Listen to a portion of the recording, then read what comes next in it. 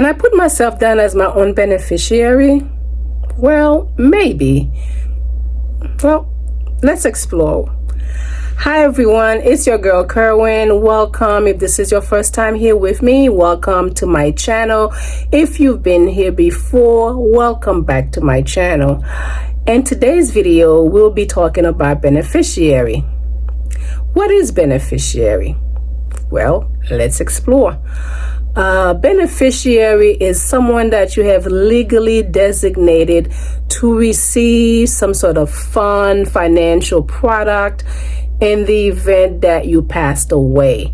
For example, you have a life insurance or a retirement plan, such as a pension plan, a 401k, is someone that you have legally named as some person that's going to be benefiting from this.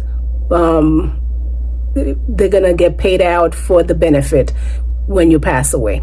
Now, can you have yourself down as a beneficiary? It depends. If the insurance have a living benefit, you can have yourself down as a beneficiary.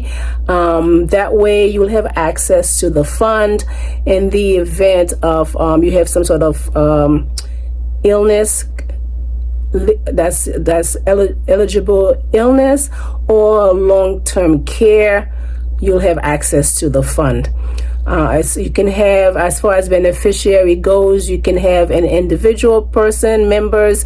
It could be a trust. It could be a charitable organization.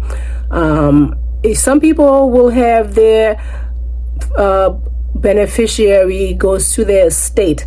You can have your beneficiary go to your estate, but I think it's always a good idea to have it go to, names an individual as your beneficiary, because having your insurance, your benefit going to your estate, it can be costly, and it's time consuming.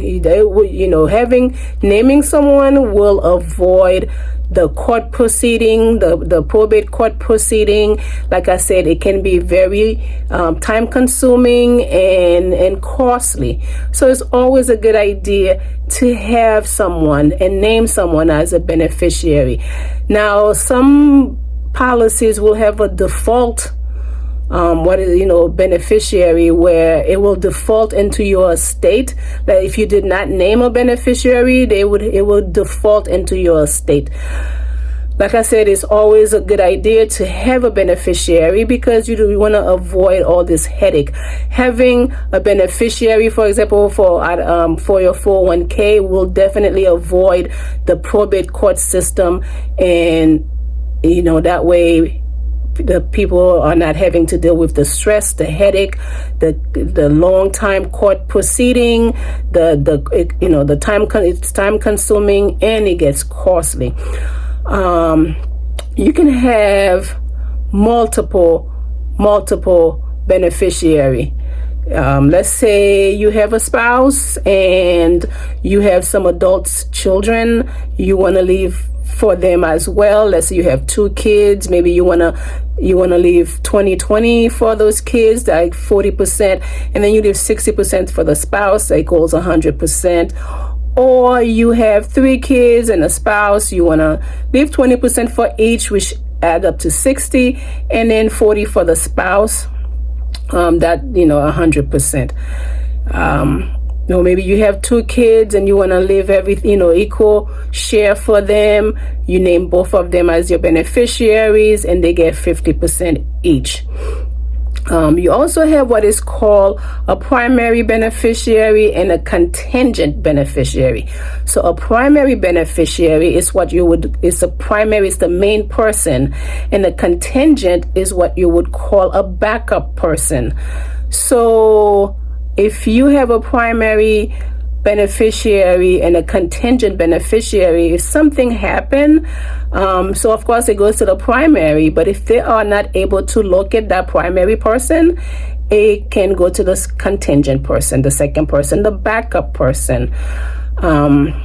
Maybe the primary person passed away, then it would go to the backup person.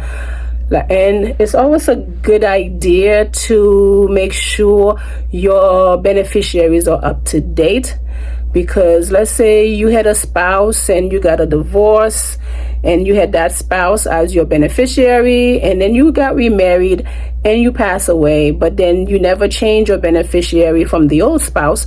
Now you pass away, that fund, that benefit will go to the first spouse.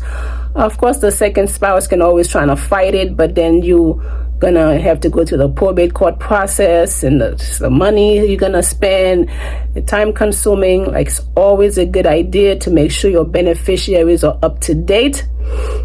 And it's also, we want to make sure you have a primary and a contingent, because it's always good to have a backup plan. So that's all I have for today's video. Don't forget to like, share, comment, and subscribe. Please let me know if there's any particular topic you'd like for me to discuss. That's all I have, folks. Until next time, I'll catch you on my next video. Until next time, bye.